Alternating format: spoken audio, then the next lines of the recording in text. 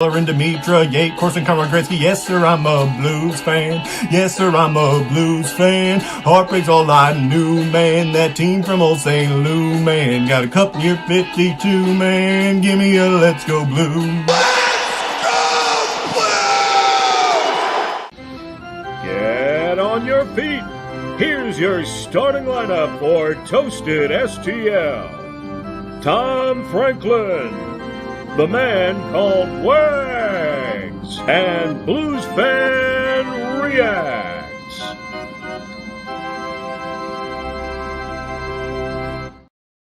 We are back, and that means hockey is back. How's it going, guys? Tom Franklin here for Toasted Blues, joined by both of our hockey comrades for this episode, Mason, a.k.a. BluesFanReacts, and walking and stumbling out of the Toasted Tavern after a long night out is the man called Wags. First of all, Wags, it's kind of been a little while since we chatted. How's it going, bud? Oh, it's going great. A little tired. Been working full-time, going to school full-time, doing a lot of play-by-play and sports calling action as well. My days are booked, but I got to make time to jump back on to Toasted Blues because hockey is back, and that nothing gets me more excited than hockey. Yeah, we're both so crazy about broadcasting that we will dedicate our entire days to it. Like literally, we are doing this show right now, and we're probably not going to get many live viewers because we're so freaking early in the morning. I got up at noon yesterday. Of course, I work overnights at a hotel now, and I got up at noon after about 3.5 hours of sleep. And I had to book it to Edwardsville because I am the voice of SIUE athletics. When you go to the games, I'm the stadium voice. We had a volleyball game at 2, and that got done at about 4. Then we had men's soccer at 7 that night, and I had to be there at 6 to kind of prep. So in case if you're not from the St. Louis area, let me tell you about the Poplar Street Bridge.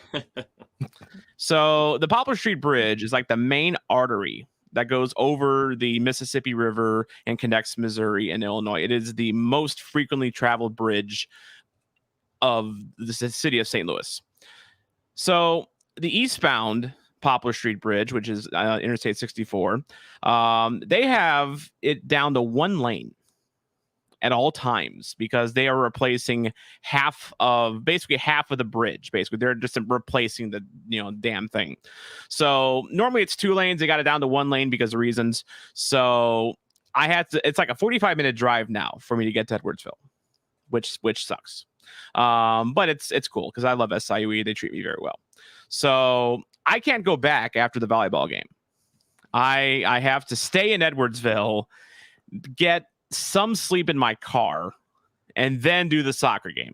I love doing this shit, by the way. Just FYI. This isn't me complaining. I actually enjoy doing this, but sacrifices have to be made. Just a maniac. So, soccer game. It's done. It's a whistle fest. Everyone's getting yellow cards. The ref is the star attraction.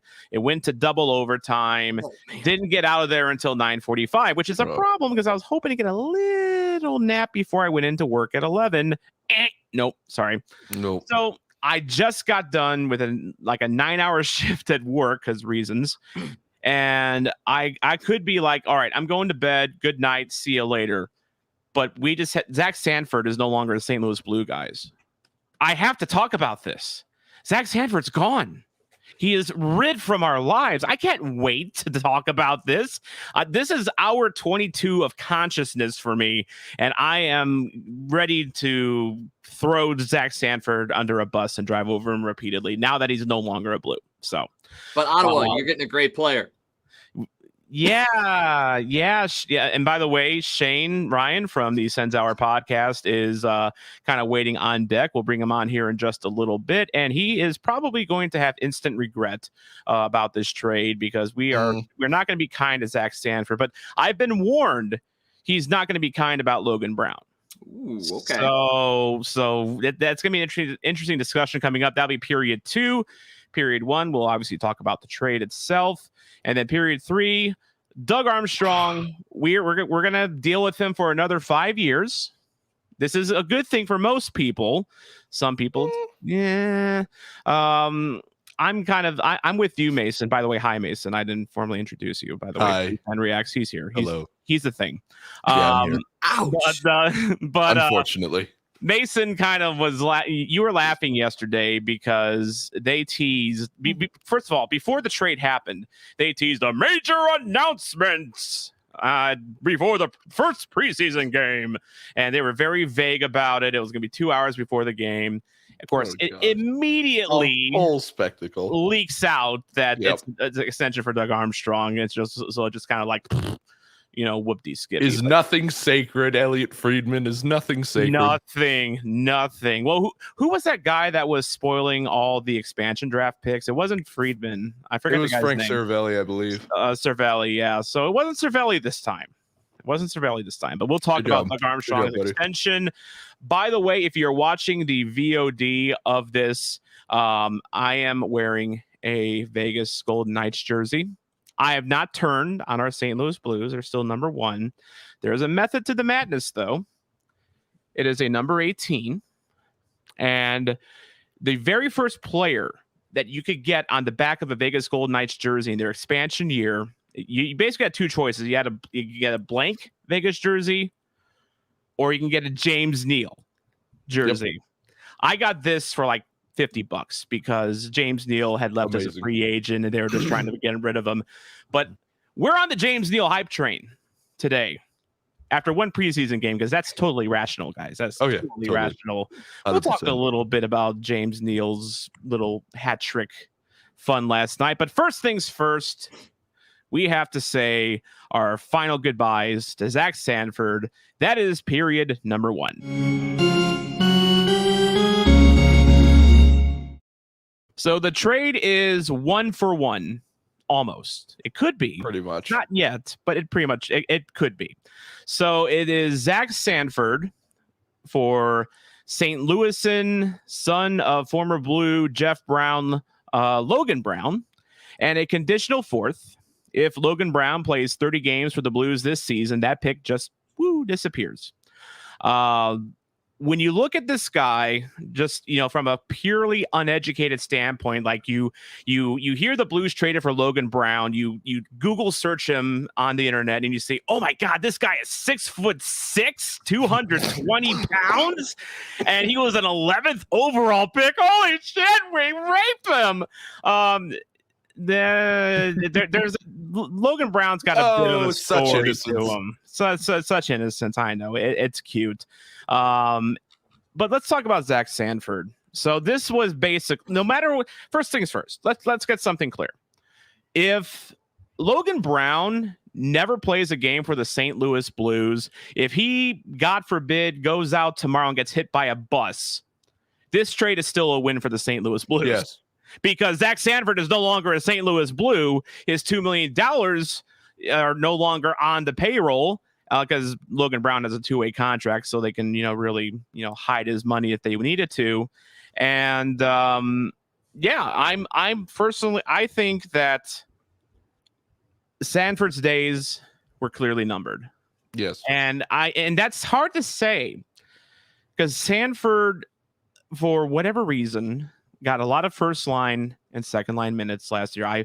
We all watched the games last year. We all whined about it. We all wondered what was Craig Berube thinking, playing him in the top 6. I just kind of felt as this offseason transpired that his days were kind of numbered. It kind of felt like another Joel Edmondson situation. Because Edmondson was an RFA.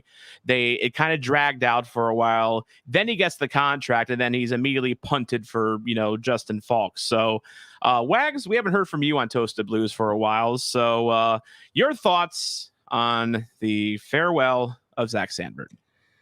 Mixed. I'm very mixed on this because I'm 100% in agreement. I think he was on the way out. The Blues did everything they could to make him successful. They gave him all the opportunities they could possibly give him. I will say this on the positive side, and it may be the only positive that we have for Zach Sanford, but his goal in the 2019 Stanley Cup Finals Game 7, that 4th goal really broke the back of Boston. And, Chris Kerber tweeted it out yesterday. He's like, for everything essentially that you think of Zach Sanford, without that goal, that could have turned the tide in Game 7 against the Bruins. May not have, but it was a big-time goal. And the amount of trauma he had to deal with here in St. Louis, his father passing away about that same time. Yeah. There was a lot of things going on in this young man's head. And it probably just needs a change of scenery. You know, when you have a lot of stuff happen and you're still stuck seeing the same thing over and over again, the same city, the same arena, the same teammates, sometimes that can wear on you. And now he's going to be able to go elsewhere to do that. But like you said, we've got his $2 million off the books. And when they signed him to that contract extension, they didn't know they were going to get Buchnevich. They weren't under the impression they were going to go out there and bring in Neal and Frolik as PTOs. So it was more a matter of back in the day when the Blues just had to fill a roster. They were making sure they could fill a roster. Well, now that they've got these other guys in here, it allowed them to open things up, move his money off the books, get him into a new situation. I think it was more a matter of not wanting to get rid of him, but giving him another chance. So I look forward to seeing what Sanford can do in Ottawa. I'm just glad he's not going to be doing it here in St. Louis. Exactly. And I think most Blues fans are just happy that he's off the books. And it kind of, came to my attention when I was kind of playing with some of the potential Blues lines for this coming season. And for one, I couldn't find a spot for Klim Kostin with the bodies that they have in there. A little controversial. And someone did point that out on YouTube and rightfully so. Part of my thinking there is because, again, Craig Berube flew him halfway around the world, earlier this year just to have him sit in the press box for, the playoffs when they needed him. So that's, I have some doubts as to, Berube's weird about young players, kind of. So that's why I didn't have him in my lineup, but just, there was so many bodies, coming up, we got to find a spot for Dakota Joshua. I mean, he's kind of on, that Mackenzie McEachern fringe, right now, where he could be like in and out of the lineup just because Bozak's back. James Neal is apparently the real deal again after one preseason game. Totally legit. After one preseason game, totally legit. Yep. But yeah, I had Sanford kind of penciled in on the third line, and I really didn't see anywhere else he could play because he's not going to play ahead of Saad. He's not going to play like him anywhere else. No, I mean, Buchnevich is going to be in the top six. Hell, I mean, Robert Thomas and Jordan Kyrou probably deserve to be in the top six. Right now, they don't have a spot in the top six, at least in my projections. So it was just Sanford needed to go. I mean, for more reasons than one. There was just not a spot for him left anymore. But Mason, I know Zach Sanford's one of your favorite players. I'm sure you're just going to be traumatized when he puts on the Senator's sweater. Oh yeah, I'm just so overcome with emotions right now at 8:15 in the morning. I'm holding back tears as we speak. God bless Zach Sanford. I mean, yeah, you're not the shouty Blues fan this morning. That is for sure. No way. I'm still sick. I can't do it yet. Not yet. There we go. Well, pace yourself. Baby steps. So no, but I mean. I think there's something that we need to get out of the way for Blues fans, first and foremost. And I tweeted this pretty much right after the trade was announced. Don't expect, Zach Sanford is going to do a hell of a lot better in Ottawa than Logan Brown's going to do in St. Louis for the time being. That's just expect it. Quite probably permanent. I'm willing to bet Sanford has a career year over there, if I'm being perfectly honest. It's a different system. I think he needed a fresh start. I think he knows that his days are numbered with any team. So I think he's going to give it his all and have a great season next year. Totally. I don't think Logan Brown is going to be that superstar that people in 2016 seem to think he will be. So just relax about that.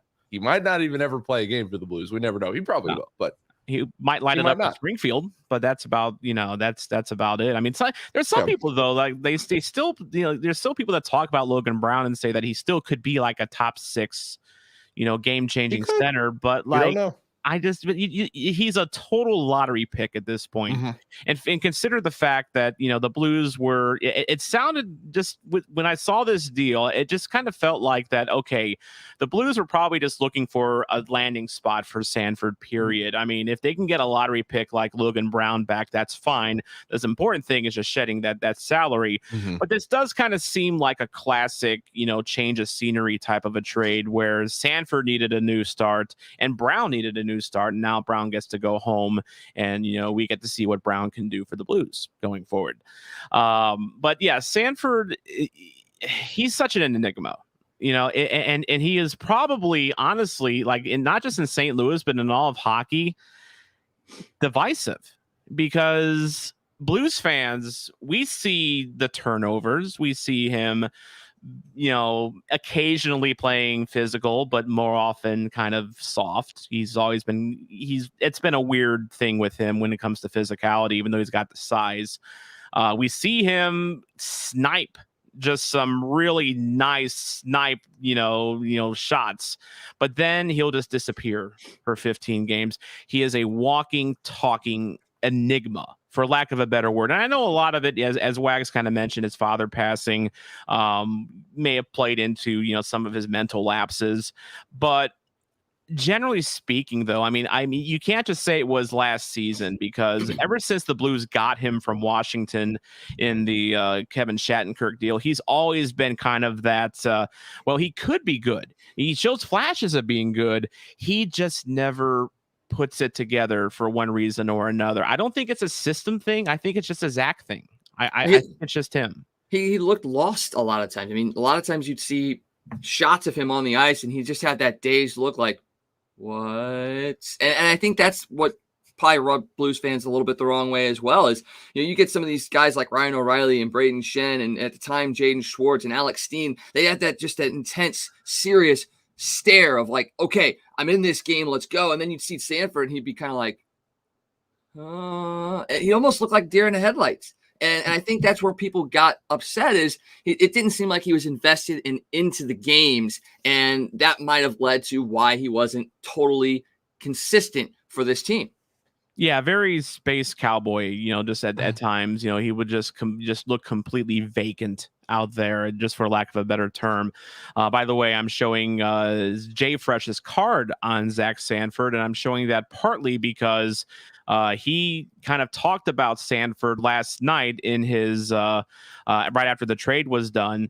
And he kind of had a funny commentary on it. So first of all, here's the serious part. His write-up said, quote, Sanford is a defense-first third-line forward, which is that's a fair assessment, who scores goals at an efficient rate at 5v5. I don't think there's anything really too efficient about Zach Sanford, when we're talking about enigma and inconsistencies. Yeah, they say he's efficient because he hasn't watched him play. What'll happen is he'll go like 15, 20 games without scoring a goal, and then he'll get 4 in one night. That's what happens. So. Yeah, just remember, analytics are not the end-all, be-all. You still need that eye test, and trust me, Blues fans have had plenty of eye tests when it comes to him over the years. But yeah, I mean, he does kind of profile as a defensive, minded forward. He could eventually, maybe that's his future. He's just pure defense who can, occasionally get you like 15 goals a year. On the surface, that sounds fine, but turnovers, mental lapses, that stuff you really can't quantify too much. But Jay Fresh, I guess he got an earful from Blues fans when he posted that graphic, because he immediately replied, "Sorry, I forgot to Blues fan adjust these stats. Zach Sanford is a horrible person who does not know how to skate and puts his helmet on backwards." That's not true. He does know. He does usually. He puts it on right 90% of the time. Usually. I joked with Shane Ryan that it's amazing that he has these analytics whenever he's playing with his head up his ass all the time. I mean, to be fair, we don't see him in the locker room, so how do we know for a fact that 90% of the time he puts his own helmet on? Just saying. I think he tries to come out the tunnel, and then the trainer stops him and goes, "Hey, hang on just a second. All right, there you go, buddy." Pats him on the back. He's like, "It's coach." We're dicks, guys. We're being jerks. And I'm sorry. Zach, you know what? I don't like Zach Sanford, but I don't know if he deserves this. I don't know if he deserves. He seems like a very nice human being. He does. He's a very nice human being. I'm glad he's not playing hockey for me. That's exactly. But that's part of the problem. I think his niceness is part of why he's been not very physical on the ice. I think he's just a nice guy who's never going to be, just that, grinder along the boards, unfortunately. Mm-hmm. But yeah, so now that he's gone, can we just, say that this is money for James Neal, right? This is totally money for James Neal, because, I think this pretty much sealed it. And I think Neil recognized that too. I think that's partially why he and Frolik played really well, especially Neil, obviously. But I think that's why both of them, played really well, because they're like, okay, they made a trade. I think they want to sign one of us. Let's give it our all. And hey, James Neal delivered. You don't bring in a guy with the pedigree of James Neal or the experience of Michael Frolik just for giggles. I thought Frolik was a defenseman for some reason. He's a defensive forward. And he's never been a prolific offensive player, but he's just been a very defensive forward. He's got a good reputation on the penalty kill. He's just not going to excite people. But James Neal hat trick last night. That was real. Angus tweeted out something just hilarious. He said the Blues fixed James Neal by playing him with Jake Neighbors. That's it. That's the solution. By the way, friend of the program, James Neighbors. By the way, that's funny. By the way, Jake Neighbors. By the way, we could do an episode on how he's basically exploded as a prospect. Oh yeah, he's looked good, and clearly it was because of his interview on Blue Notes. I mean that was the start. Obviously. Start of it, yeah. I mean, ever since then, his trajectory is just whoosh. Exactly. I mean, okay, let's think about it. Okay, we interviewed Jake Neighbors. He becomes one of our best prospects, right? We interview Colton Ellis, and he breaks a bunch of QMJHL records. I think this is a sign. Blues prospects. I think Blues prospects. As a superstitious person, that I think more prospects need to contact the show. I'm sorry, I think so. Absolutely. We should have. Damn it, we should have interviewed Zach Sanford. What are we thinking? I think it might only work for prospects. It may only work for prospects. Yeah, that's the thing. It may only never work know for until we try, right? No, that's true. That's you very never true. know. Tarasenko, hit us up. I just worry that Sanford would have been too inconsistent in his answers, like his playing the ice, But anyway, but regardless, glasses are upside down. So all things aside, I mean I feel it's probable Neal or Frolik make the roster, obviously, but I kind of feel, and just a kind of a final thought on this is that, it doesn't just clear up a spot for James Neal or Frolik. I think it, opens up more room for a guy like Klim Kostin, because I mean, Kostin, I think could go into that Zach Sanford role on that third line. My projected line was Sanford, Thomas, Kyrou. Imagine a Kostin, Thomas, Kyrou line. That would be pretty good.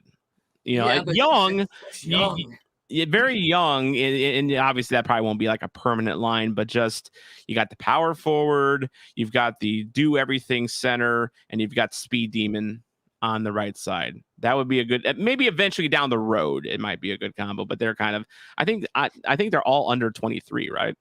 I think so. And they were talking about that on the post-game show last night that would be a really good line, but it's so young. Would you want to go into this season trusting one of your lines with three guys under 25? Exactly. That's a little risky. I mean, it's been done, but it's risky. So speaking of 23 and under players, we haven't talked about Logan Brown yet, but we're going to need some help with that. We have that. Shane Ryan sitting on the sidelines. He is the host of the Sens Hour Podcast. Let's bring him on right now for period number 2.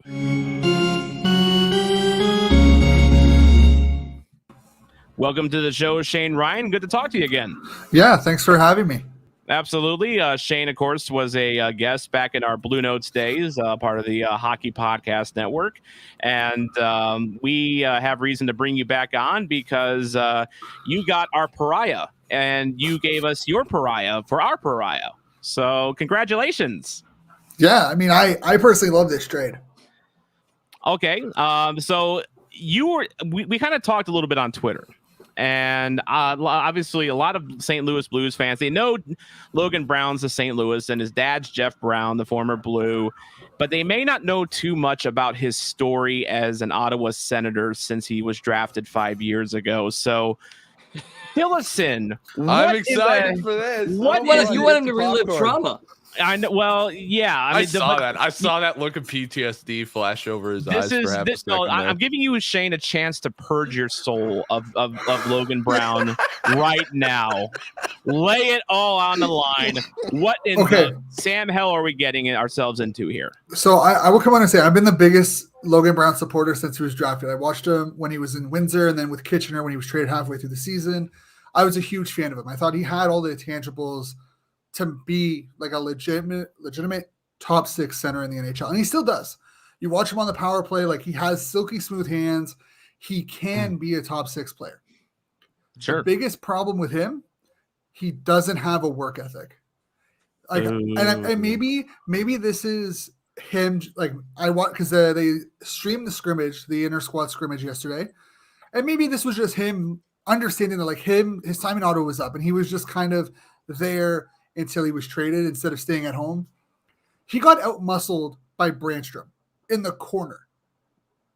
Little Eric Brandstrom, by the way. He's not a physical player. No, he's like 5'8". You're 6'8". Like there's an 8-inch difference between these two players on skates. So you got out-muscled by him easily. Like it wasn't like he had to work hard. He hit him he just put him up at the boards and the puck just scooted away. So I guess what you're saying, Shane, is get ready to see video of Torrey Krug just laying out Logan Brown in practice. Yeah, like he has the intangibles, but he's inconsistent. Like you talk about Sanford not showing up for 15 games. Logan Brown won't show up for half a season. Like and this is he reminds me so much of how Hoffman used to play with Ottawa. He would show up for half a season, but sometimes half of those games that he showed up for, he wouldn't show up for half of those games. So he'd only show up for like 20-some games a season. But in those 20-some games, he was like the best player on the ice.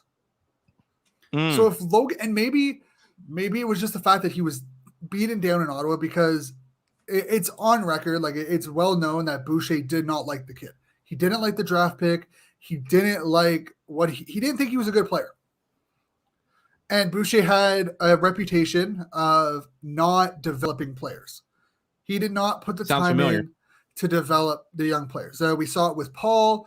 You know, we saw it quite a bit actually under the Boucher, the 3 years that Boucher was there. We saw players that should have been taking steps, not take steps.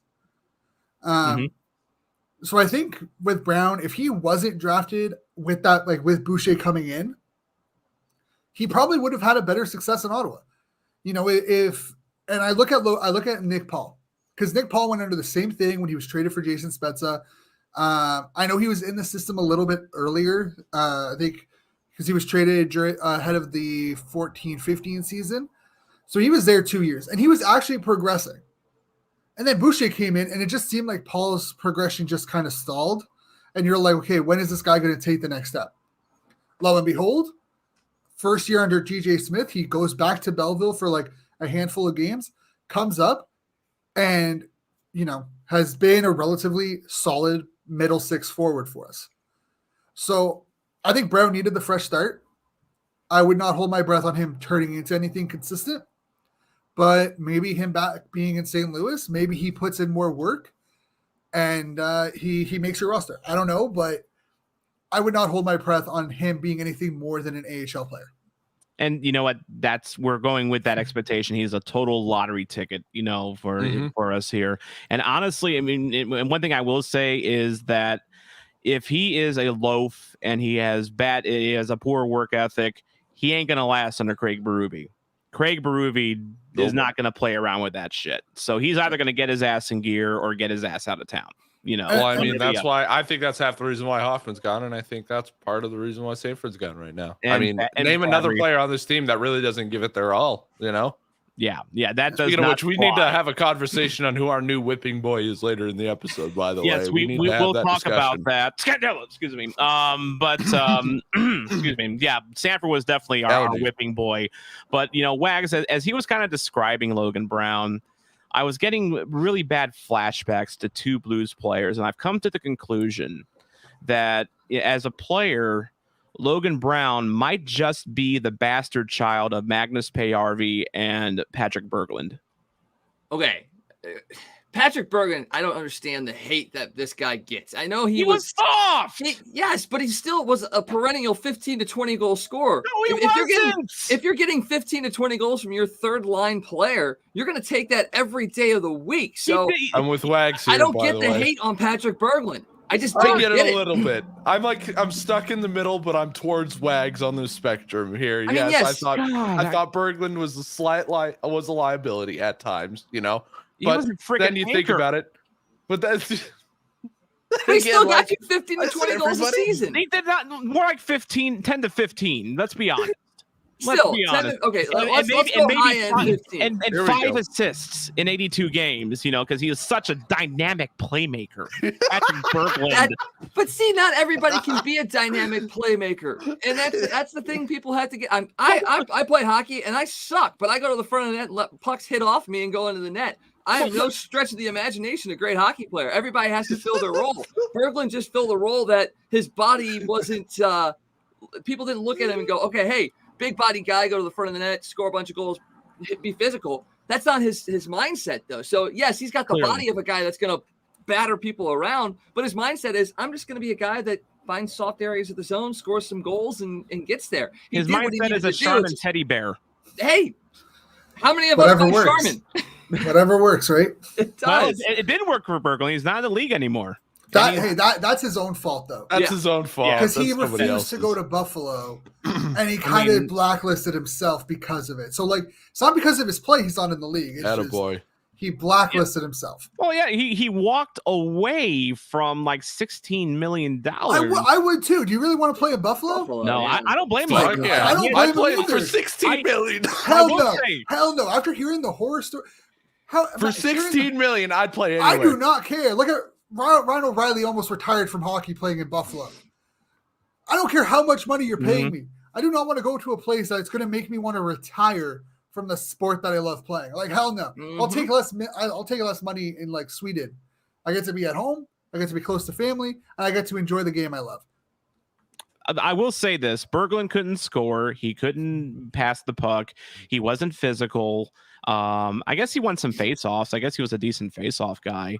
But he did have a brain, and he did walk away from Buffalo. So Shane, I'll give the point to Shane. Yes, Buffalo. And in Sweden, the last 2 years, he's had 30 goals and 28 assists in just about 90 games.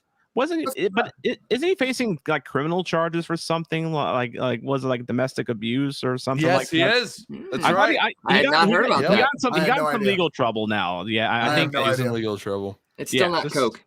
Yeah, exactly. Well, by the way, not this a is coke ring. Oh my gosh, what a story! We need that on a T-shirt. Is what we need.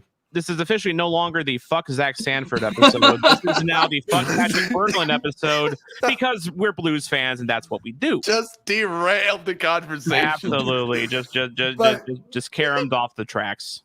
But I know you guys hate on Stanford, and I've watched a lot of Blues games over the last couple of years. They're usually one of the teams that is on local air in Canada that's on, on TSN or whatnot. So I've been able to catch quite a bit of Blues games. I like the guy.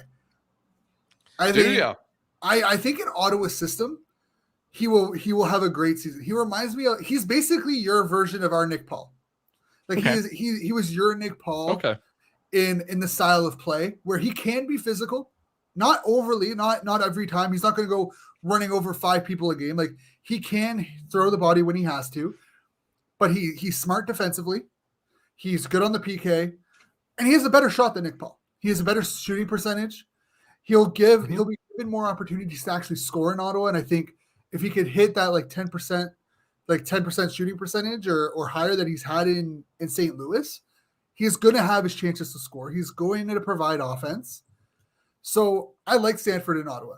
I also think the contract makes him flippable at the deadline to a playoff, a cup contender if Ottawa isn't in a position to play meaningful games at the deadline, which isn't what Ottawa wants. They want to play those meaningful games after the deadline, but he is a player that could be flipped if he doesn't perform well, or even just in general. He could just be flipped if they don't feel like he's going to be here long term. Right, exactly. And, and this was also, with Sanford. I mean, at times you described Logan Brown as a guy that could be like the best player on the ice, on some nights. Sanford was kind of the same way. Like there was some games with Sanford where it was looking like, oh my God, this guy's finally, it's clicking for him. He's finally, going to realize his potential and be that really solid middle six forward for us. It was, but this was a situation, honestly, and I'll give Ottawa credit for this because, it's been a long rebuild process for you guys, but it feels like that you're starting to kind of rise a little bit and starting to get pieces maybe to, maybe move up the standings a little bit, but you still have in the COVID era, mind you, fuck ton of cap space, and you were able to take advantage of a Blues team that needed the cap space and also of a guy that just was getting squeezed out of the lineup in of itself. So I guess I ask now, where does Zach Sanford fit on this Ottawa roster? Is he going to get first, second line minutes, or do you see him more as a third liner like he should be? So it's interesting. Like, the way DJ Smith works is that he doesn't care about line numbers. He will, if you're playing really well, he will put you on the ice. He's come out, he's shown it consistently. Like, hey, if you're having a really good game, you will play more. I don't care if you started on the fourth line. I don't care if you were on the first line. If you have a good game, you will play more. Though, and he did it last year near the end of the season when he had Stützle, Pinto, and Brown playing with each other. They were the third line pairing, like the third line forwards. Like, and that's how it would show up on the pregame, line breakdown was they were the third line players. I expect it to be similar this season with Sanford, White, and Paul playing on a line together in that second line role because of the matchups that give Pinto, Stützle, and Brown more favorable matchups because they're, especially at home, last change, you could put that third line against, another opponent's third line or fourth line, which the skill level should be different. While you could put our second line against another team's second or first line to be that shutdown line. So I think he's going to be that middle six. He's going to be the middle six forward on the left side. And he's going to have, probably averaging 12 to 14 minutes a night. And honestly, that's probably, at least a few minutes more than he was going to get with St. Louis. Absolutely. One thing getting back to kind of Logan Brown.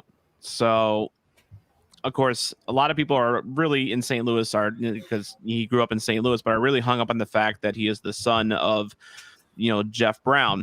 Now, I remember Jeff Brown a little bit. I was still, very young in my childhood when he was a St. Louis Blue, but the kind of impression that I got from Jeff Brown, he was in that class of defensemen back in that era, like a Phil Housley or, of course, the pinnacle was Paul Coffey, where you had, just supreme offensive talent. I mean, they were just so gifted. They would rack up, points that a forward nowadays would get, routinely every single year.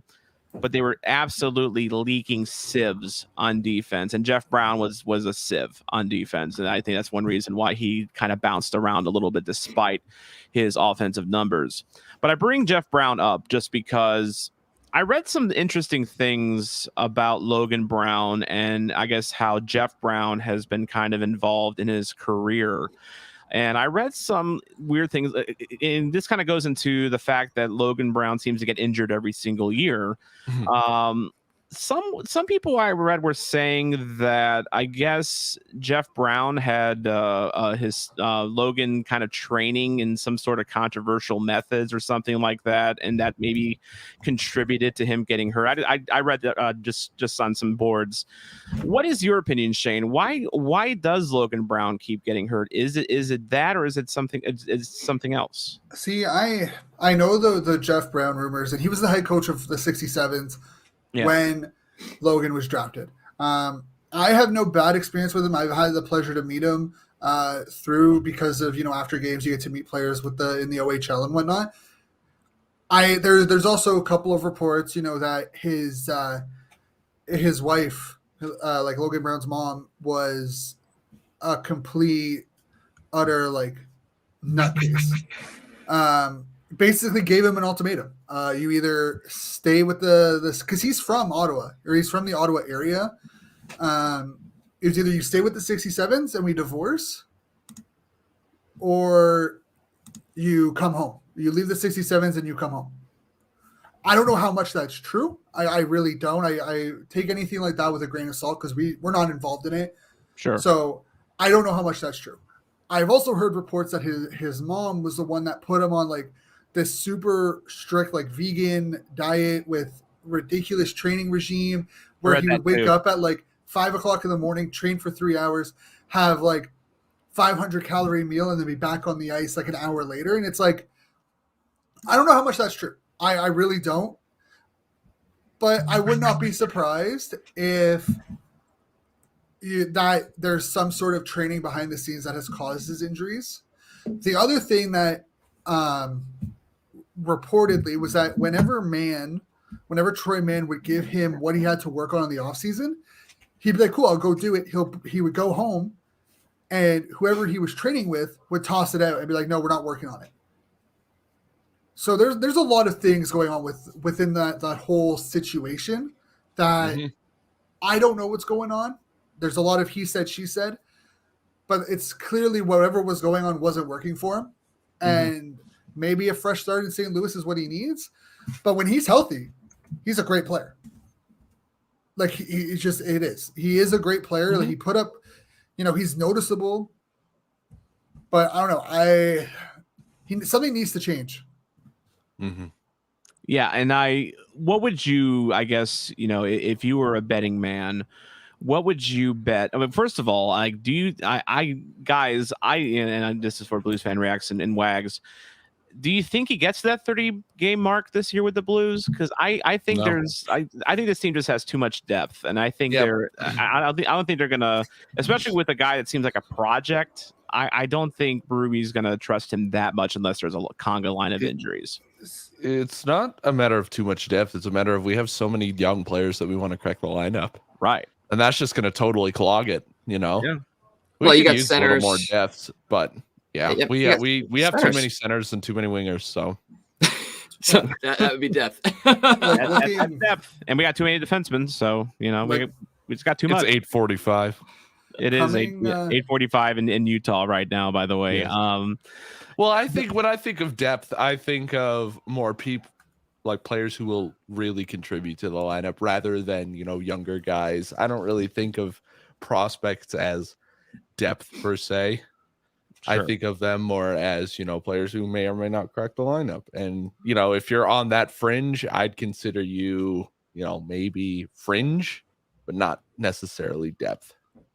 I would consider There's my rationale. I mean, I'd consider him depth. He's totally going to win the Calder this year, by the way. Oh yeah, 100%. Yeah, totally, absolutely. Lock it in, done. I mean, who are his competitors though? Let's think about that. Who are we talking about? Scott Prunovich. Yeah, I think Zegras is winning it this year. You think so? Yeah. Well, I mean, like Zegras, Caulfield, Drysdale, Caulfield's Pinto. There is actually quite a bit. I mean, Jelkovic is still somehow eligible for it out in Detroit. This Calder, because he didn't play like the 25 games, and he didn't play 6 games prior to any 2 seasons, so he's technically still eligible for the Calder. Unbelievable.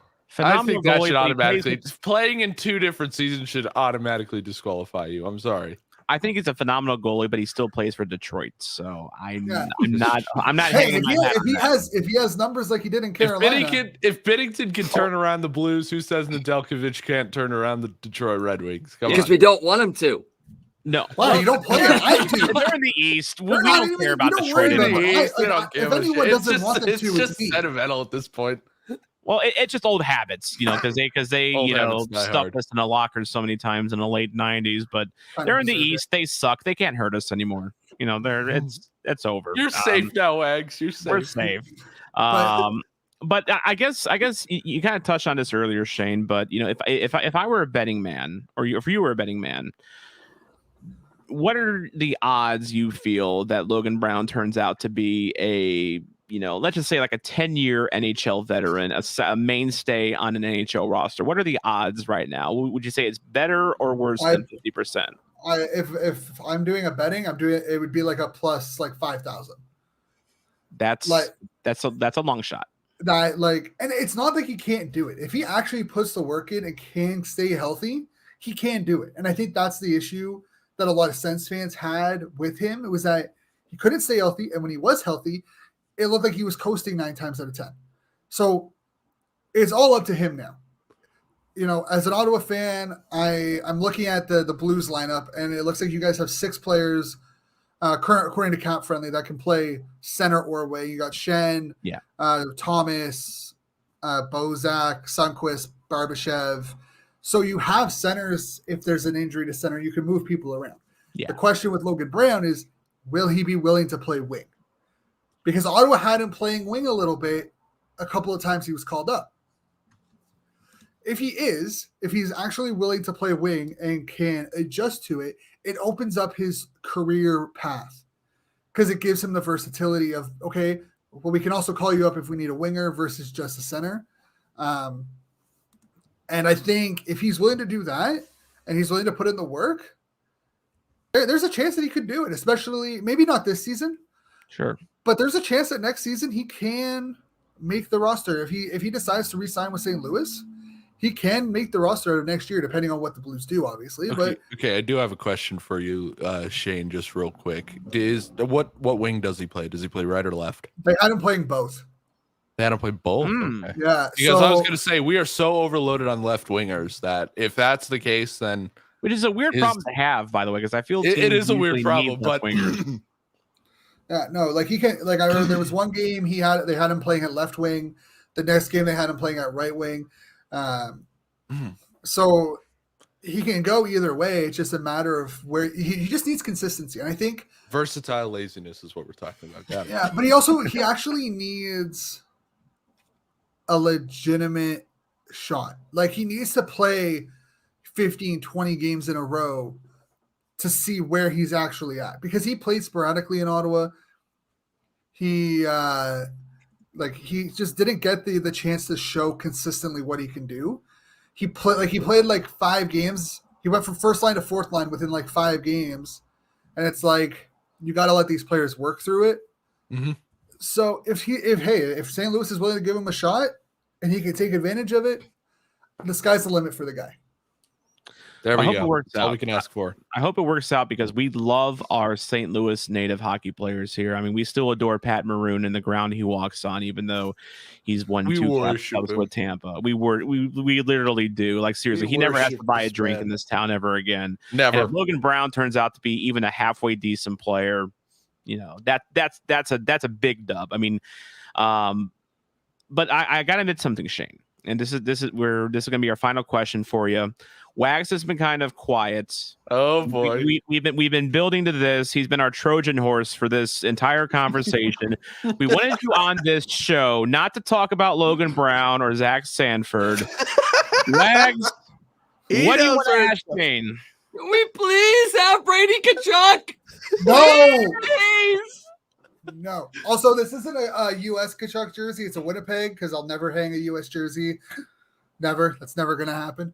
But you'll gladly take our U.S. players. You'll gladly take our U.S. players. Canadian players and help you win a cup. So, you got bug out. How about this? We'll trade you Tkachuk for, O'Reilly, for all your Canadian players. So you can have Tkachuk. We'll take all your Canadian all the Canadian players. Great. We're gonna have 2 players left. That sucks. Hey, sucks to suck. That's the game you want to play. That's the game you want to play. I want to see those cap gymnastics more than anything in the world. That would be something else. I just love the fact that we steal the Canadian players to win a cup, but they want to steal the U.S. players to win a cup. It just seems a little off. We want to steal the good U.S. players. The ones that have actually the Olympics, buddy.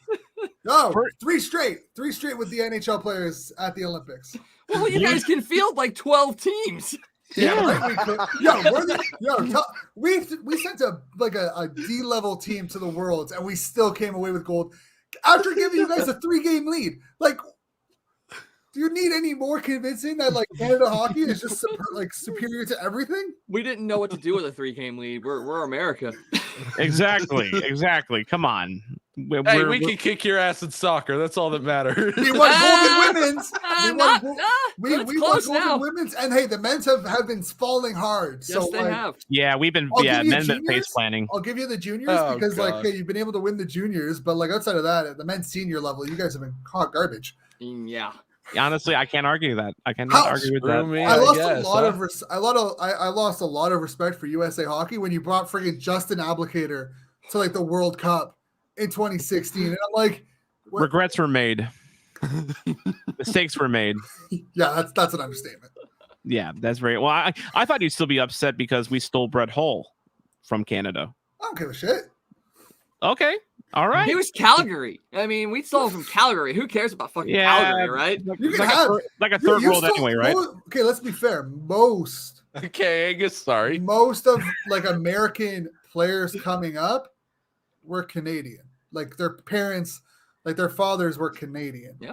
Brown, friggin' Sanderson, a lot of them. They were a Canadian. They ended up playing in the States. They ended up staying in the States. Like at least our election went smoothly. Oh wait.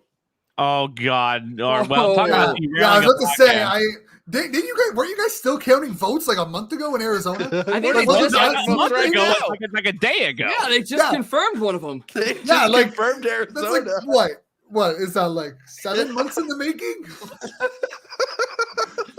I'm shocked that our vice president hasn't become the president yet. That's a whole other story, though. That's a complete. My thoughts are well documented. Yes, absolutely. All right. Well, I think that's enough time with Shane Ryan, guys. We're getting into politics, and he will give us Kachuk. So what use do we have? If you want to offer sheet Kachuk, go right ahead. But I would love to see you make that cap space work. I would love to see that cap space work.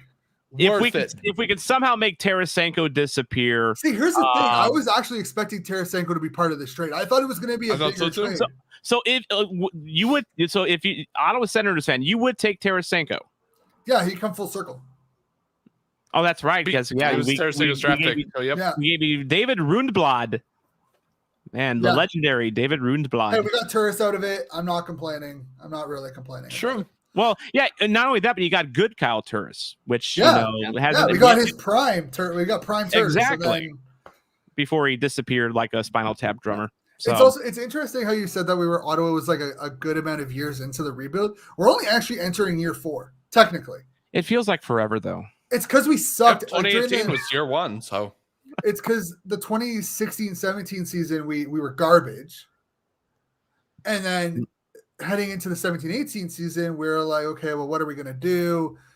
And it wasn't really until the 18-19 season where we traded away Stone and whatnot that really, So like Stone, Hoffman, Carlson, a lot of the big guys. Like those 2 years, we weren't like, it wasn't until we traded Stone and Duchesne where we really bungled down into the rebuild.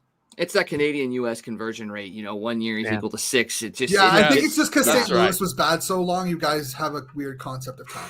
Ooh, the mid-2000s really messed with you guys. Oh yeah, you know what? Honestly, he's right. Yeah, that Never was a before have I been so offended by something I would 100% agree with. Like you took our Patrik Berglund came to you guys after being one of the and he just shat the bed. Like you were like, hey, well, I got him. We'll be good. And it was like, nope, garbage. You had to drop Lalim on us. Oh man! I still go back to that game against the Rangers. The puck off the glass, off his back into the goal. Oh, good. I had purged that from my memory banks. Wags, thank you so much for bringing that up. Oh my God! Trying to help Patrik Berglund. Oh, he was so bad. But that whole team. We got Pavel Demitra. We got Pavel Demitra from Ottawa. I was going to end it off by saying, Shane, you are welcome anytime, but I guess. Hey, I can talk trash about any team, so if you need someone else, he's dang good at it. I love it. Well, yeah, because you're probably too tired of talking trash about your own team. Hey, whatever. If it's deserved, it's deserved. That's whatever true. You can come up with, we've heard it all before, and that's you're talking to 3 Blues fans here who do self-lamenting extremely well. Yeah. Okay. Inferiority complex. Coping not so much, but self-lamenting we're absolutely wonderful at it. Oh, we're fantastic. But hey, end of the day, End of the day. Took you 50 years. End of the day. Still got it. Well, the meter's still running on Ottawa there. So hey, we still have like half the time till you guys got it, so we're fine. Well, yeah, for this franchise, but what about the one previous? What about that went to St. Louis, so that was your problem. What about once the team moves to Kansas City? Will it still be your cup? Or I mean, he went there. At least we're not Arizona. True. Oh god, they're literally getting evicted from their arena. So at least our owner owns our arena. We're not. Imagine 2 Ottawa teams. 5 years. Sorry, AZ Sports guy, if you're watching, by the way. But like, hey, he said that if the Arizona moves, he's a Blues fan, so he's confirmed. That's true. He's already got his Blues jersey. Okay, so sorry, Sporty, with Corey and Richie. But like, let's be honest. Ottawa moved to St. Louis, became the Eagles, and then shot the bed for a year, and then was like, "Bye, we're done." Yeah, it turns out the Eagles was like, "Hey, you actually need money to run a team." So it turns out that it wasn't Ottawa's fault that they moved.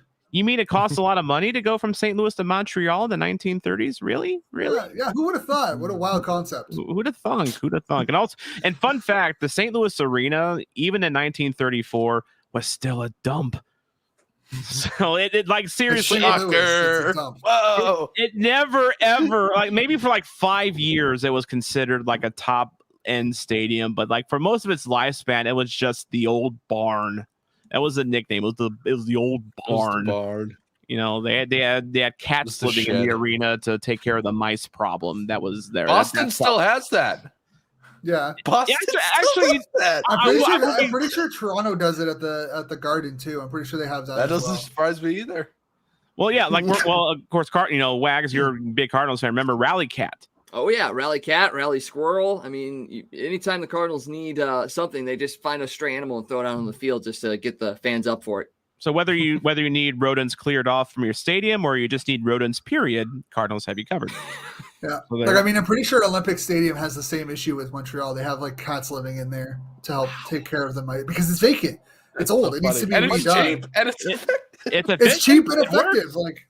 It's like back, in the I forget which president, but like, one of the presidents of the United States had like goats, eating on the front lawn of the White House because it was cheaper to have them than, actually mowing the grass at the time. So, and I mean, hey, if it works, consistent birth because those cats, they have they have kittens and they grow.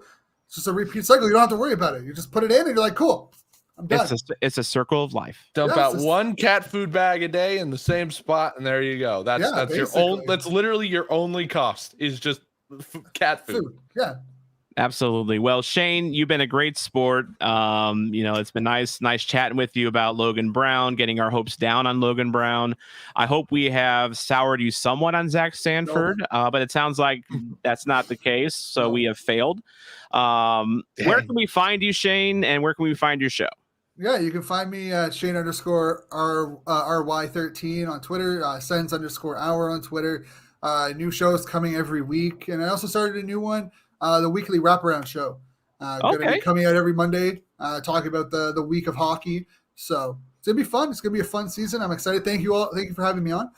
Hopefully we can talk soon. Absolutely. I mean, hopefully the Blues do some damage because I was cheering for you guys last year and you guys shit the bed and I was disappointed. Yeah, were we? Plus, I mean, we're there just because we can't have Nashville winning the division. I mean, that just we can't allow that. No. Yeah, that's a disgrace. If you allow that to happen, I'm going to be so disappointed. Yeah, well, trust me, we'll be angry here in St. Louis over that. We hate Nashville. But yeah, we'll definitely, we need to come on your podcast at some point. Definitely. We can give our views on Zach Sanford to your listeners. We can give your views on politics. If you need some Patrik Berglund commentary, we're good for that as well. Whatever you need, we're a smorgasbord of entertainment here. Yeah, no, definitely. We'll definitely talk and work some things out time-wise because I know you guys are in different time zones, so it makes things different time zones, different schedules. Yeah. That's what happens being an adult, right? You kind of look back as a kid and you're like, man, I had all the free time in the world, and now you're like, I just want 1 hour to myself. Yeah, just one. Yeah, trust me. I'm happy with 30 minutes, man. Well, in fact, I have no right to complain because I'm a single bachelor with 2 cats. Whoop-de-doo. You have a child. Yeah. So being able to take like the hour to do this was a bit of godsend. So that rant earlier about, I had to spend all day in Edwardsville doing public address. I have no right to bitch. I have no right to bitch. It's all mood. I could see him physically scowling at you while you were saying that. That was honestly, that was a look right there. So yeah, he was like waiting, in the first segment, and he's like grayed out in a little box underneath the screen, and I kept looking down, and I just saw like like he bit into a lemon or something like that. Yeah. I have offended our Canadian friend Shane. Really hot sauce. Yeah, no, it's fine. It takes a lot more to be offended for me. It's true. That is true. He is Canadian, so Canadians are so nice. Yeah, we try to be until it's hockey season, and then all hell breaks loose. I wish Americans would try to be at least half as nice as Canadians, but that's a whole nother podcast. That's seconded. We're getting back into politics. We need to move on. So. Noted. All right, Shane. Sens Hour. Check him out. Thank you so much, bud. Thank you for having me on, guys. All righty. All right. So we're not getting Brady Tkachuk, guys. So hey, we can still get Brady Tkachuk. We can still get him. We need to get the Tampa Bay capologists to make that work, I think, and figure out how that voodoo works. I mean, we might have to get rid of Peter Chiarelli, but it's no big loss. No big loss. No, not a big deal. Speaking of general managers, so Doug Armstrong, he's sticking around. Period number 3. So Doug Armstrong had 1 year left on his contract with a club option, which, by the way, that's like a baseball thing. Like, you only have team options in really baseball. Like, I don't think you can give players on hockey options. So we're circumventing once again here in St. Louis, circumventing the rights of contracts in the NHL. But regardless, that's a whole nother argument. Doug Armstrong signs a 5-year extension. And this was the big major hullabaloo announcement that actually kind of got overshadowed by the Zach Sanford trade, because we love Zach Sanford, as we have clearly established. Yes. We love him, adore him. Yes. We should have buttered him up more, and maybe he'd let us have Brady Tkachuk. You reckon? No. So? I'll say this about Shane. I've gone down the Brady Tkachuk road with him, and it always ends at a dead end. You will pry Brady Tkachuk only when he is dead. You pry it from his cold, dead hands. That is how much he loves Brady Tkachuk. So, yeah, that's fair. It's Brady Tkachuk after all. Doug Armstrong sticking around for a little while. Thoughts on this? So, I know Doug Armstrong has gotten some flack from some people over the years. Yes. I mean, he's gotten flack from me. Well, flack from you. I'm sure. I think Wags has given him some flack a little bit, and I think every Blues fan at some point has kind of scratched their heads at the very least over some of the moves that Doug Armstrong has made. But it feels like he's one of those GM. He's a boomer bust, kind of a GM when it comes to roster moves and trades. It feels like there's not a lot of. Doesn't feel like there's ever a lot of middle ground. He's kind of he doesn't have the the quantity of like a Ron Caron. I mean, no GM in hockey ever again will match Ron Caron's just zest for swapping players. I mean, the guy was nuts. Doug Armstrong, a little more reserved. But Wags, let's go to you. Are you looking forward to more Doug Armstrong?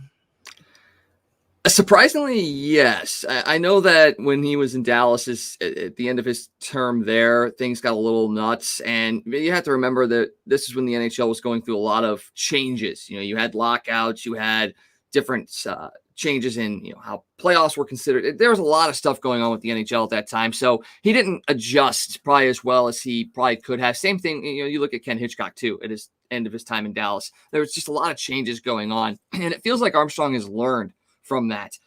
Yes, there has still been some head scratching moments with him, some contracts that were given out that you're like, I know the Scandella one is one of those where it's a head scratcher for sure. Kind of. I will get the Scandella, but continue. Yeah, it's still, they're still up in the air. We scratched our heads on the Justin Falk extension after the trade, but right now that's looking good. People are not too happy with the Torrey Krug thing. So yeah, there's some head scratchers. Like you said, it's boom or bust for him. He's going to go big or he's going to not do anything at all.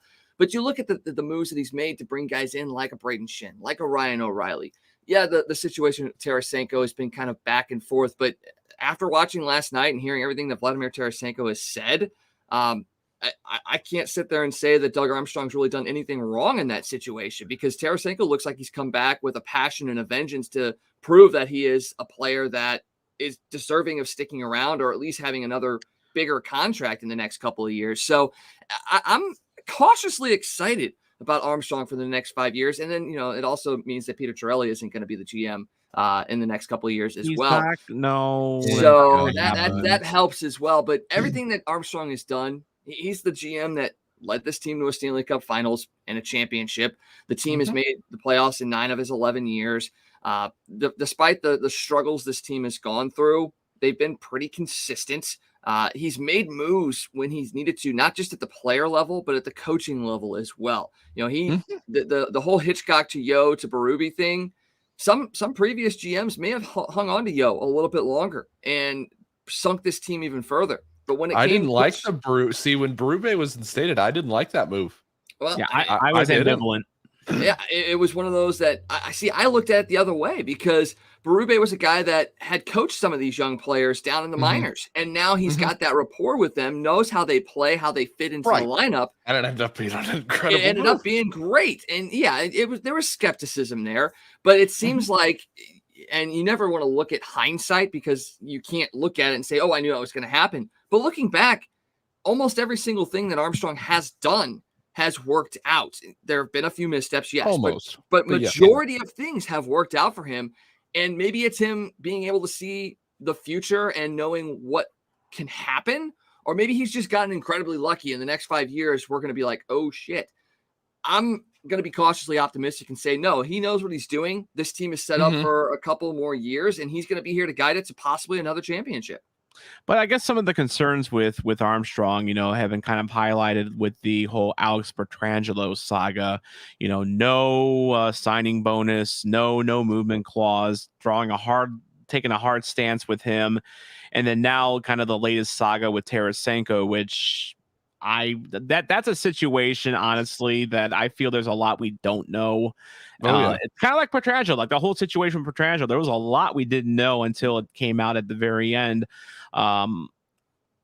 Do you have any worries about, maybe some of the hardline stances he does take, maybe being a bit of a detriment, to the team going forward? Like being like, I don't think the Pietrangelo thing is going to hurt the Blues as much as people think, because it's not going to hurt us nearly as much as it would be if we had kept him at that contract. Exactly. It's just way too much money and not enough flexibility. But do you think that's counterproductive a little bit?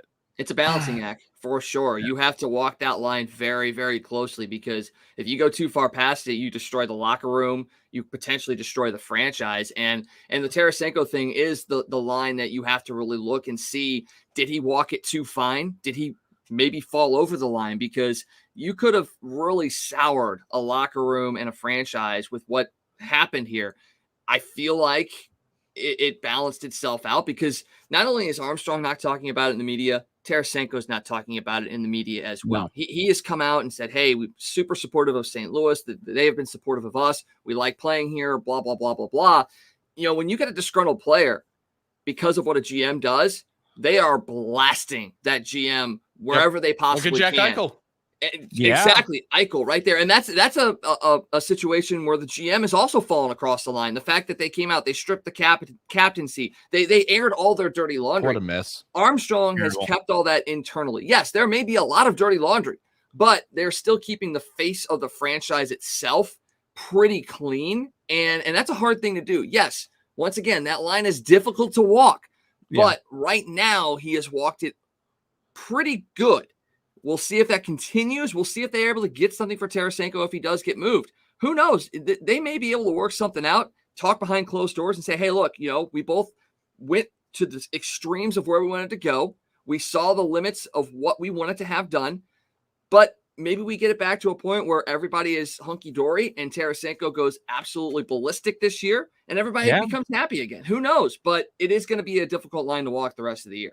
Well, and there's something to be said about how Doug Armstrong handles like not just internal drama, but also with the media itself. I mean, he does get some flack from, members of the media or the podcasting world about how stingy he can be about like access to players or just the flow of information in general. And I have a feeling that a lot of, I just get the sense that a lot of beat writers or anyone that writes about the Blues, maybe sometimes you have a bit of a problem where maybe it's like the agent that feeds the report, the information, and not the team itself. Because the problem you have in journalism is that, if you're a reporter, you need to get the story. You're going for the story. You need to get the story somehow, some way. If the team is blocking you, you're going to do an end around to, someone that is close to the situation, and that's the agent, and unfortunately it can be a little counterproductive. But at the same time, with Tarasenko, what we know about Tarasenko, he handed in a trade request. He had his grievances. We all thought Tarasenko's days were done. But Doug Armstrong, to our knowledge, has stuck to his guns, has insisted on the right return for Vladimir Tarasenko. And that was a concern for a lot of fans is, Are we going to get a bag of hockey pucks for our, face of the franchise star, Russian right winger? Or are we going to get something decent in return, or maybe just decent, but not good? Like do we get, maybe instead of Sanford, going to Ottawa for Logan Brown in the fourth, do we get, do we send Tarasenko there instead? That people were kind of worried about that, but the situation has played out. Doug Armstrong has stuck to his guns, and at least on the surface, now it appears that we have Tarasenko for this coming season, which I'm not going to call it like a trade or a new acquisition, but I think a lot of fans wrote Tarasenko's time off in St. Louis. I think mentally a lot of us moved on. Mm-hmm. But guess what, guys? Vladimir Tarasenko is still a St. Louis Blue going forward. Mason, do you think Doug Armstrong, just based on what we know, deserves some credit, or maybe some, or does he deserve flack for how he has handled the Tarasenko situation? 100% deserves credit. I mean, there were times where even us three were on the podcast going like, listen, just get him out of St. Louis, whatever happens. Obviously something's going on. And credit to Doug Armstrong, because from what I've heard from training camp, he's Tarasenko's been fantastic. He's back to his old self again, from what Andy Strickland's been saying. He's been saying nothing but high praise about him. Yeah. But I definitely trade profile, but maybe. But at the same time, there are plenty of offers that I'm sure are on the table that were probably fleecings that us fans probably would have taken. And credit to Doug Armstrong for kind of sticking through it. And I think by not trading him, Doug Armstrong sends a message to Sanko saying, hey, we want you on the team still. Whatever bad blood that we got, we still want you on the team. And I think that's a very respectable move by him. And look, and at least in the media, Tarasenko does not come across as a bitter player. He doesn't come across bitter at all.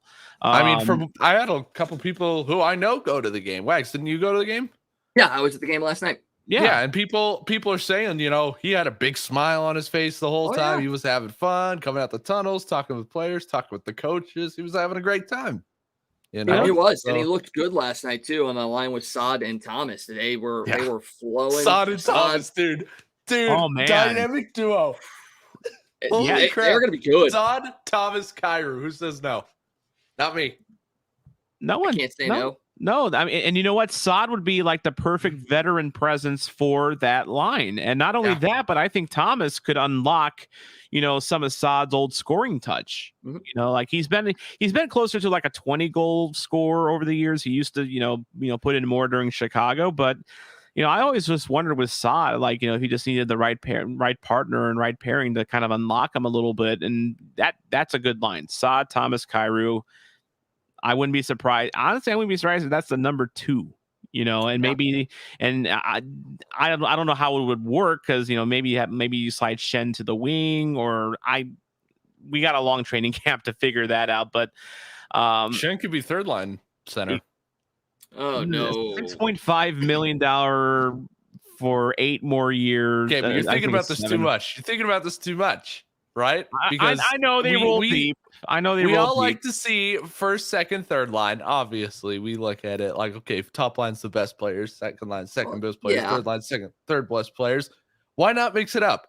Why not roll 4 lines? You can't think about the contract when it comes to that. They have the talent to do so. I mean, I don't think saying Braden Shen on third line center is a detriment to Braden Shen. Tyler Bozak is going to be your 4th line center. Yes, that's pretty good. I mean, good. Yeah. That's and good. then he's gonna have Barbashev on his left, probably. Which, hey, he's probably a third or maybe even a borderline second liner for some teams. And then on his right side, I predicted he's gonna have James Neal. Yeah, James the real deal Neal for his comeback story. Right. Well, let's think about it. Okay, first line: Buchnevich, O'Reilly, Tarasenko. That's a lock, 100%. That's our top 3. Our next 3, if we're talking second line: Kyrou, Thomas, Saad. So where else does Braden Shen go? Yeah, it goes to the third line. Yeah. That's fair. It's only fair. Good point. But with Armstrong, look, there's no GM in hockey history that has a perfect trade record. Right. None. There's no GM in NHL history that has a perfect record when it comes to free agents. There's no GM that has a perfect record when it comes to, letting players walk versus re-signing them. Yes, Doug Armstrong has had some stinkers, but she was not great. There's others. I just can't think at this time of morning. But at the same time, though, he's had some real whoppers. Ryan O'Reilly is that's going to be an all-time beautiful. Davis is up there. They're going to look at the Ryan O'Reilly trade like Cardinals fans look at the Lou Brock trade. That is right in that same echelon because we ripped off Chicago for Lou Brock.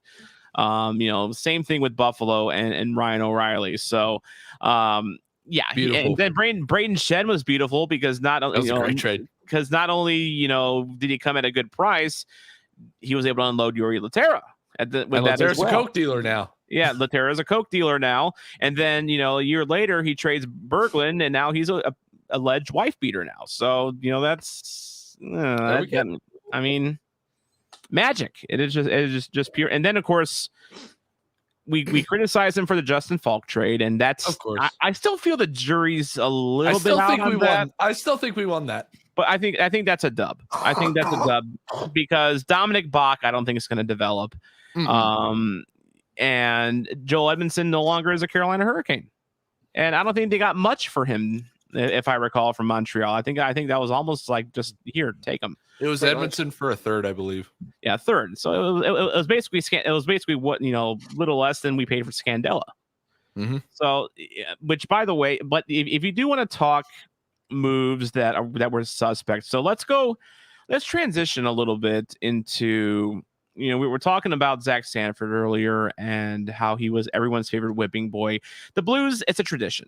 Patrik Berglund for the longest time was my favorite whipping boy. Before him, it was Eric Brewer.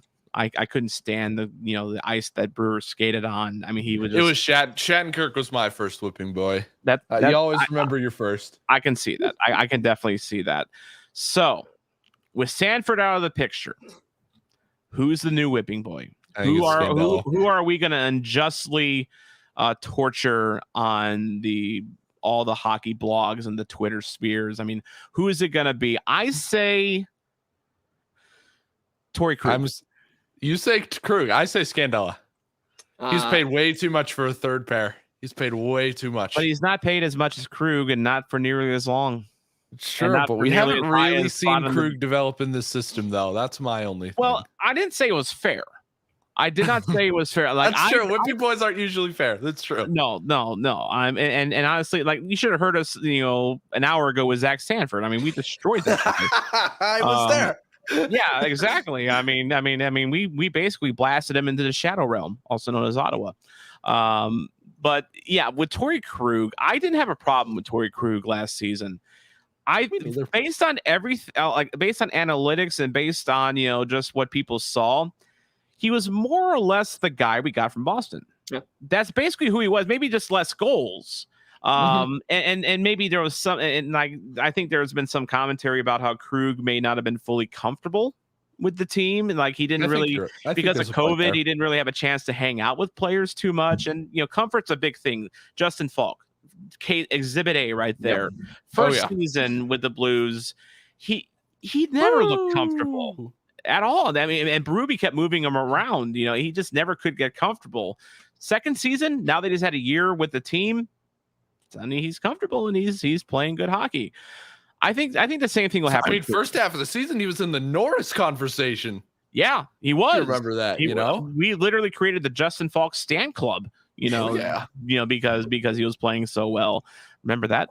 But Krug was getting a lot of flack from Blues fans. And I'm not saying it's deserved, but just from what I've observed, I feel there's something building with Krug, with Blues fans, whether it's deserved or not, and Krug's going to need to come out like a Justin Falk did this year and be a house of fire, because he could fall into that abyss. I think Scandella is a risk for that as well, just because he literally is filling the J-Bo roster, his roster spot.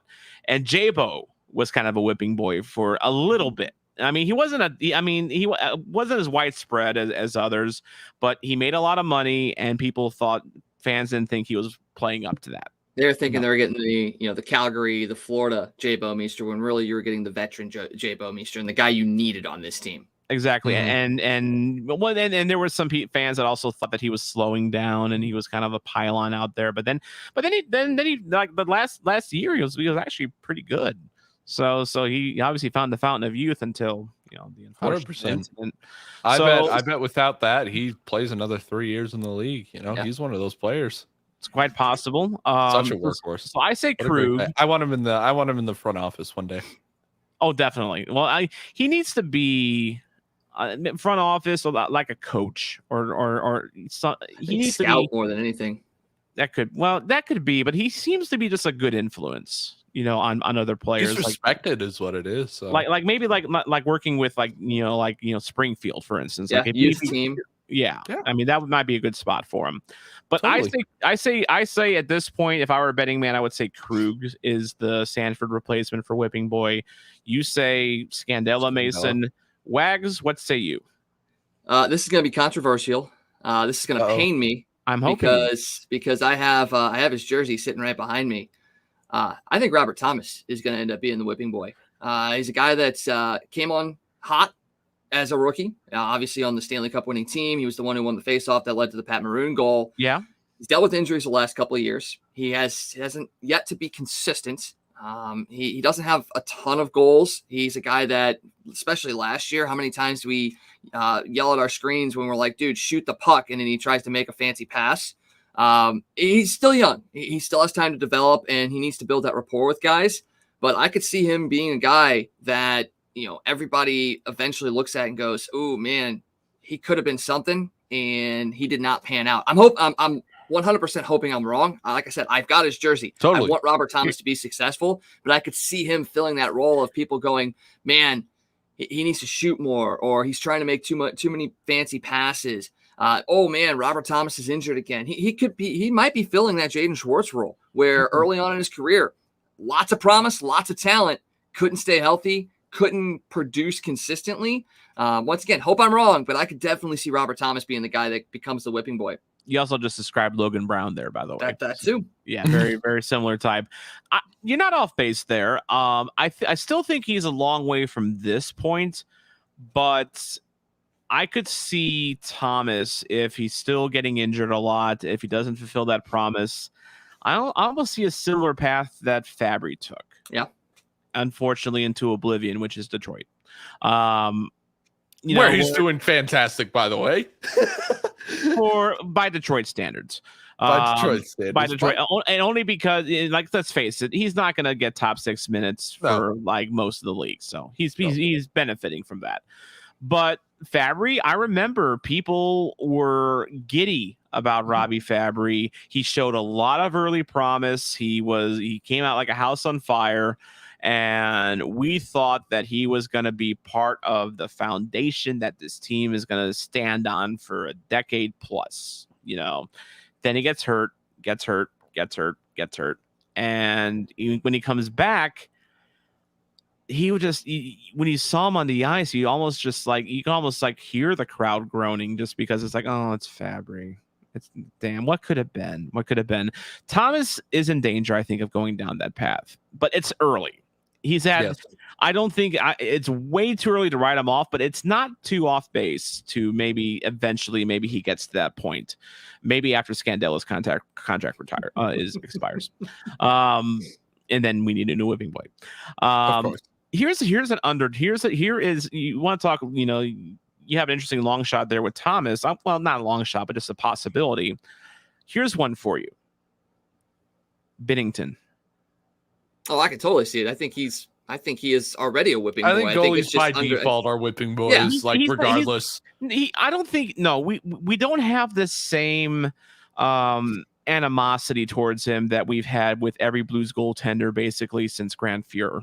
We have high expectations for our goaltenders, and I think the one thing that's stemming that off is just a little bit. Do we really? Do we? I think we've been lucky in goaltending, if I'm perfectly honest. No. I don't think the Blues front office doesn't have high expectations for Blues goaltenders. I think Blues fans expect us to put out a good goaltender, and when they don't see the desired results, then they get on them and they become whipping boys. Because I think every single goaltender, go back and look at Jake Allen. Okay, Jake Allen was an absolute whipping boy. The most controversial Blues goaltender in well over 3 decades. But he's got similar numbers to Binnington. He goes up to Montreal, backs up Carey Price, plays incredibly well. He's the one guy that when he has a partner, he is phenomenal. Going up against, and I think Binnington is the same way. And I think if you see Ville Husso step up like he did at the second half of last season and really help Binnington kind of push himself forward, I think that tandem is actually going to be pretty good. But if Husso reverts back to his first couple games in the league, giving up goals on first shots, and Binnington has to carry the load, and he starts to slip a little bit, and his save percentage goes down, people are going to be like, $6 million a year? That's what we're getting for goaltending? Yeah, I don't think it's fair. But you saw it with Allen. Yaroslav Halak got it. Every single goaltender in the Blues. Elliott too. Carter Hutton got it. Everybody gets it. Every goaltender. Every goaltender in St. Louis is a whipping boy. And it's just, I think it's default. You have to be the whipping boy if you're going to be the last line of defense, even if the team in front of you sucks and continues to put up, allow you to see 40, 50 shots a game. Binnington had a grace period for a year after the Stanley Cup. We thought he was a solution. But he was still phenomenal then, though. He was still good. Great he was still good. That's to be fair. But the ingredients are there. Big contract, long-term contract. No trade clause. He's just a Blues goalie in general, so that comes with at least an elevated base level of animosity. And I think also, and of course, he got the expectation because he was the Cup winning goalie, but also I think his personality kind of, might work counter to him over time. Like I know here in St. Louis, like it's hard to find anyone a Blues fan that really dislikes his personality. Like we all think he has moxie. I love it. I love it too. He's cold blooded and I love it. Everyone else in America and North America fucking hates the guy. Yep. because of who he is. And I wonder if he starts playing awful, like if he becomes Martin Jones, levels of bad, but he's still got that attitude. Holy shit, is this guy going to be like an ultimate whipping boy? I'll make a baseball reference. And this is definitely one that hits home to St. Louis. He's got a little bit of that Nick Castellanos feel to him. When Castellanos flexed on Yachty at home plate early on in the season, everybody outside of Cincinnati, at least here in St. Louis, is like, what an idiot. Like, why are you doing that? But in Cincinnati, they're like, that's the guy we want on our team. Jordan Binnington's the same way. Outside of St. Louis, you fucking hate him. But you want him on your team because you want that cold-bloodedness. You want that, hey, I'm a goalie, but I'm not going to take shit from anybody. I'm going to run your defender. I'm going to go knock your goalie off of his ass. I'm going to take a forward out. That's what you want on your team. But when you don't have him, you absolutely hate him. All right, so I think we are close to assembling a full line, a starting lineup of potential whipping boys. So we got Krug and Scandella on defense. We got Binnington and net. Have we named any forwards yet? Robert Thomas. Well, Robert Thomas is at center. Probably Logan Brown, if I were to guess. Honestly, no, I think probably he's not going to bring. He's not going to be on the roster enough. Probably he's too inconsequential. Well, you know what? We'll throw James Neal on there because James Neal. Yep, I was just going to say boy on previous teams. When the clock strikes 12 and his chariot becomes a pumpkin, then we'll have problems with and you know what? Throw Tarasenko on there. I guess that I feel like he could. No, too much respect. If he has a bad year, then maybe. But I just don't know. He's only got 2 years left on his deal. Yeah. I mean, it's just we're just like we're talking $7.5 million. We're still talking long term. So then this will pay me to say it. Put Braden Shen on there. Yep, I'll put Braden Shen on there. Okay, I could see that. I mean, I'll do it. That would be down the road. I think that would be 3 years down the road. But yes, I love Braden Shen. I adore Braden Shen. I love his game. He's just that contract was way too long though. Fantastic. It's too long. But one thing with Shen, and we talked about Sanford's inconsistencies. Shen can be a little up and down himself. He's never hit a point in his Blues tenure, except maybe early on, where he's even flirted with whipping boy status. But you're right, that contract, and like we were talking about shoving him down to the third line already. So I mean, he's not off to a great start. You wonder why the Blues don't want us interviewing any of their players. Well, no, I don't exactly. Any of those top six that we mentioned, I don't want to send any of them to the third line. So really, where else does he go? That's ultimately what it comes down to. No, it's a numbers game. And like I said, on my lines, I had Thomas and Kyra on the third line just because of the numbers. But that was a completely uneducated guess. Yeah, but like Saad, he just got here. Buchnevich, he just got here. O'Reilly, he's approaching sainthood status. So I don't know. God, his contract's about to expire. Yeah, exactly. Crap. That's going to be an issue coming up. Everyone loves Parayko. Even if his back snaps in two and he's half the player he was. He looked great. But he's fine. No, he looks fine. He looks great. He looks ready to go. Falk could always be, if he reverts back to the first season, then that could be an issue. I think he'll be okay. So yes, Blues fans, this isn't an exercise to see how depressed we can be about our own players.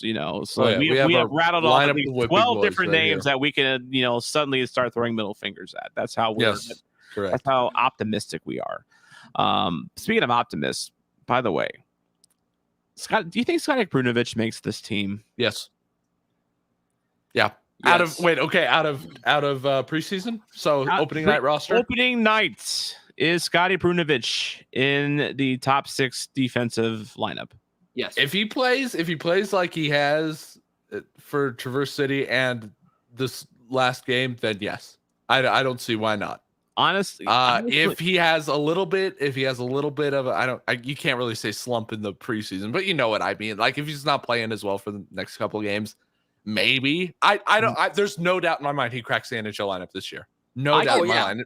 It's just a matter of when.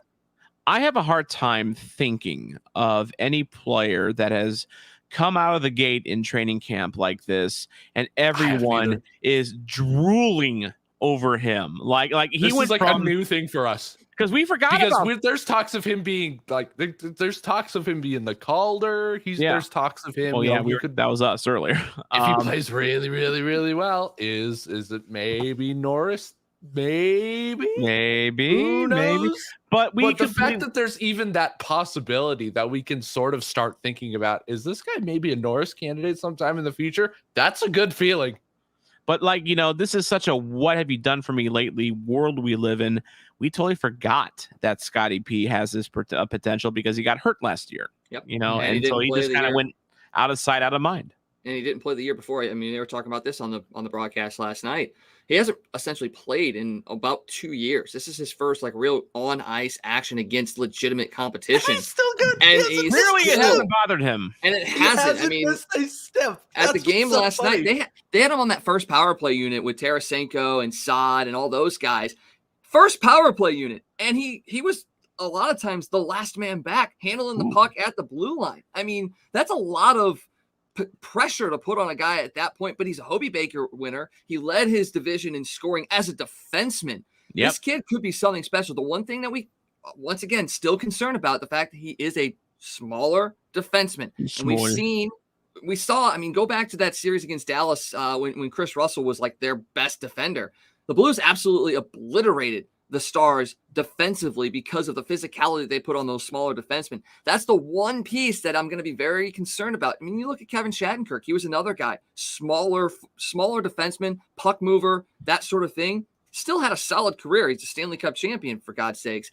But there's still a little bit of that question mark of, is he going to be able to long-term be a guy that can last? I like what Perunovic brings to the table. I think he's going to be a very good player for the Blues for the next couple of years. It's just going to be long-term. Do we see it progress? And the thing with Perunovic is, yes, he's small. Everyone points out he's small. He's tiny.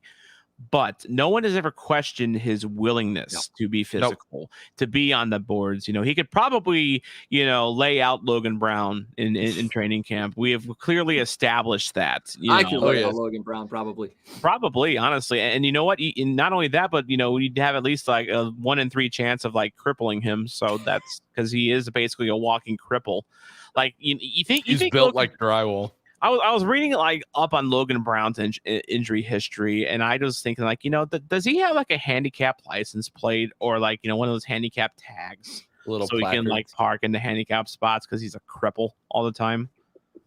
That's my main concern with Logan Brown. Like, you can talk about potential, you can talk about, work ethic and this and that, but if you can't fucking play, you're not going to reach your potential because, you're constantly hurt. So I'm a little dubious. Schwartz dealt with injuries. Alex Steen dealt with injuries early in their career. A lot of younger players have dealt with injuries early in their career and have gone on to have good careers. Not to sit there and say that that's going to be the same situation with Logan Brown, but if he does come here, and just remember he's coming back home. So and yes, his dad was the coach of the 67s up there, but he's going to be close to home. His dad is going to be around. If he's not playing to the level that he could be playing at, he's might get if that he's earful. Going to succeed anywhere, it's here. It's going to be here. Yeah, exactly. I agree with you on that totally, absolutely, because he's going to be in his comfort zone here. Mm-hmm. And 100%. And for some players when they play in their hometown, it doesn't fully work out. But I think for a guy like Logan Brown, who is seeking a change of scenery, he not only gets that change of scenery, he actually gets familiar scenery and successful scenery as well. Exactly. And he's going to be in a system where if he's got work ethic issues, that's going to be worked out, or he's going to be run out one way or the other. So, but again, bring in Mike Yeo for 1 day just for bag skating purposes. And that's it. Well, we got Hitchcock on the payroll, so he can lead that practice. But yeah, this has been an interesting show, guys. Oh yeah. Our first ever morning hockey podcast. I've been up for almost 24 hours and I'm slap happy. Wags and BluesFanReacts look like they probably need about 5 cups. I got home at 12:30 last night and then didn't sleep. So you're running on empty too. Oh God. I'm easy. I woke up for seminary at 5 o'clock every morning for every day for high school. So I'm totally used to if one good thing came out of that is that I could run on any hour of sleep. As long as I get like 1 hour of sleep, I'm good for the rest of the day. So that's my thing.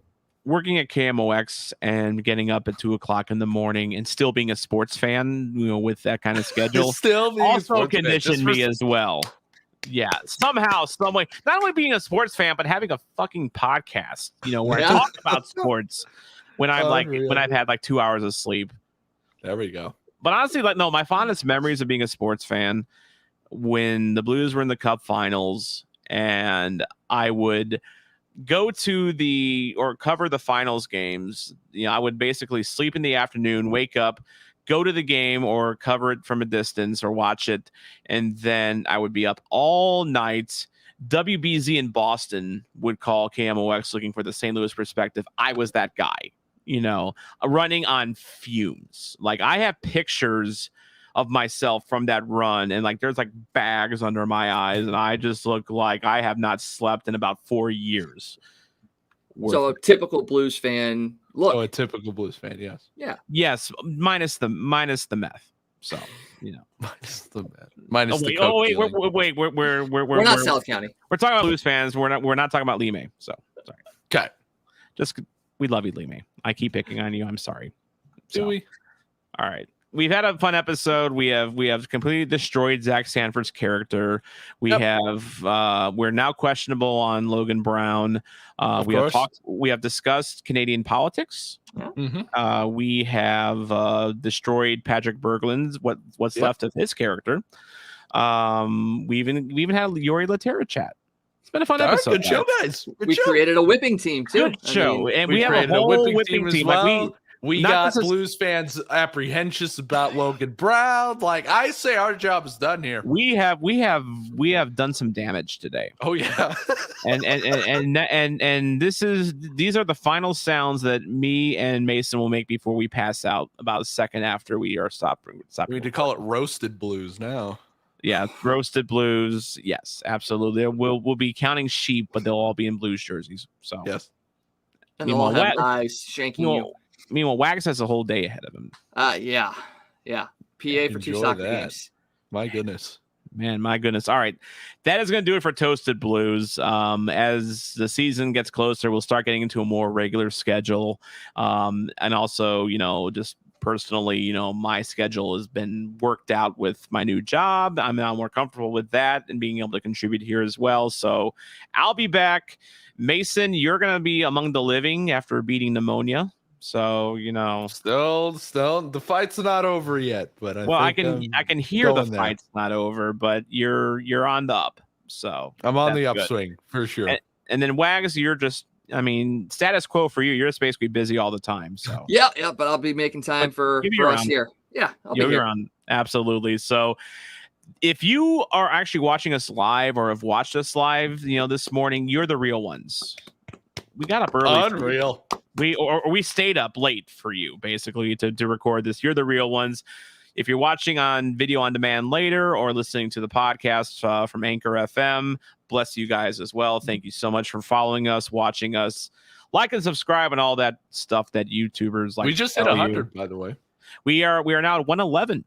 On our Toasted St. Louis page. Thank you very much, guys. And we have a direct link now on YouTube. We're now YouTube official. So it's youtube.com, I think. It's serious now, boys. Toasted St. Louis. We are big kids now. Doot.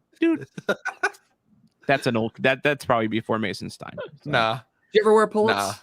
Nah. Of course I wear pull-ups. I still wear pull-ups for every game. Today I learned. Okay. For every game. Are they like lucky pull-ups? Or are they like the same pair of pull-ups that you wear for like a couple weeks at a Anytime Mason's talking during a show and he stops and pauses, you know what's going on now.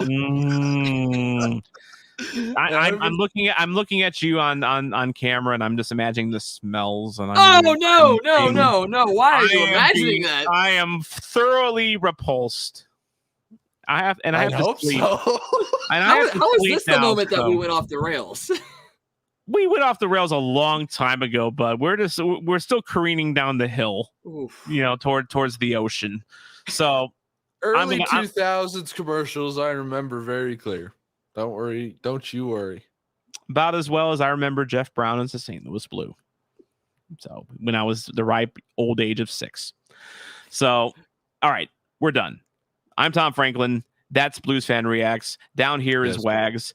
And thank you for watching, listening, and remember, always play to the whistle. And for the love of God, don't derail, your future conversations like we did today. Seriously. For new episodes, merchandise, and behind-the-scenes content, be sure to visit ToastedSTL.com or follow us on Twitter at Toasted St. Louis. I'm the voice of the Blues, Tom Calhoun. Let's get toasted!